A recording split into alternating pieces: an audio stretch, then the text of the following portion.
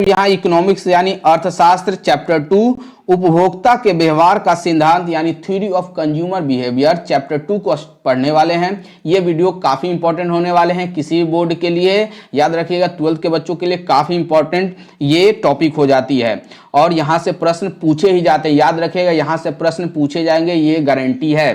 तो याद रखिएगा काफ़ी इंपॉर्टेंट होने वाले हैं ये वीडियो और वीडियो को पूरा देखिएगा। और लेट से वीडियो डालने के लिए मैं आपसे माफ़ी चाहता हूँ, क्षमा चाहता हूँ। तो नेक्स्ट टाइम से आपको रेगुलर इंटरवल पे वीडियो मिलते रहेंगे। तो सबसे पहला माइंड में यही प्रश्न उठता है कि सर उपभोक्ता किसे कहते हैं, यानी कंज्यूमर किसे कहा जाता है। तो हम और आप कंज्यूमर हैं। कैसे?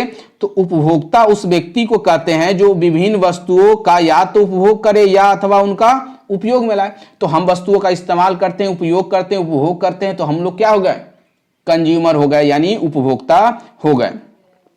उपभोक्ता व्यवहार क्या है? हमारी व्यवहार क्या है? तो देखिए क्या है, यह वह प्रक्रिया है जिसमें उपभोक्ता यह चुनाव करता है कि वह सीमित आय क्या है? सीमित आय को विभिन्न वस्तुओं और सेवाओं पर किस प्रकार व्यय करे, खर्च करे कि उससे अधिकतम उपयोगिता प्राप्त हो। याद रखिए अधिकतम उपयोगिता प्राप्त हो, यूटिलिटी प्राप्त हो। और यही स्थिति उपभोक्ता संतुलन की स्थिति कहलाती है और यही उपभोक्ता का उद्देश्य भी होता है। अब सिंपल वर्ड में कैसे बोले जाए, तो यहाँ पे जिक्र किया गया कि आय हमारी क्या है? सीमित है। सपोज दे दिया गया आपको 100 रुपया और आपसे कहा गया है कि बहुत सारी वस्तुएं हैं, तो आप उसी वस्तुओं का चयन करेंगे जिसका ज्यादा आप इस्तेमाल कर सकते हैं, जिसकी आपकी ज्यादा जरूरत है। तो कहा गया है कि हमने उस किस प्रकार खर्च करेंगे कि उससे हमें अधिकतम क्या हो? उपयोगिता प्राप्त हो। अब क्या सर ये उपयोगिता हमें नहीं समझ में आया, तो नेक्स्ट चलते हैं उपयोगिता किसे कहते हैं ये भी जान लेते हैं।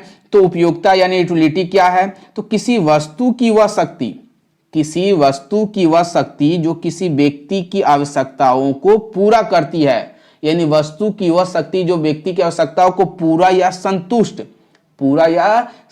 करती है। दूसरे शब्दों में बताया गया कि एक वस्तु की उपयोगिता उसकी किसी आवश्यकता को संतुष्ट करने की क्षमता, यानी वस्तु की कैपेसिटी है जो व्यक्ति की जरूरतों को संतुष्ट कर सके, पूरा कर सके, उसी को हम लोग बोलते हैं यूटिलिटी यानी उपयोगिता कहा जाता है। अब इसकी फीचर्स क्या है, विशेषताएं क्या है, ये जान लेते हैं। तो सबसे पहले उपयोगिता एक मनोवैज्ञानिक धारणा है। कैसे धारणा है, कैसे हम लोग समझेंगे कि सर ये धारणा कैसे होगी, मनोवैज्ञानिक कैसे हो जाएगी? यानी मनोवैज्ञानिक यानी अपनी अपनी सोच क्या हो जाएगी, तो वस्तु कम ज्यादा ये हम लोग सोच के चलते हैं। दूसरा हो गया व्यक्ति परक हो, क्या हो गया? तो अगर एक वस्तु को रख दिया गया और अलग अलग लोगों से उसके विचार पूछे जाएंगे तो सबका विचार अलग अलग मिल सकता है, एक जैसा तो बहुत ही कम ही हो सकता है एक जैसा विचार मिले।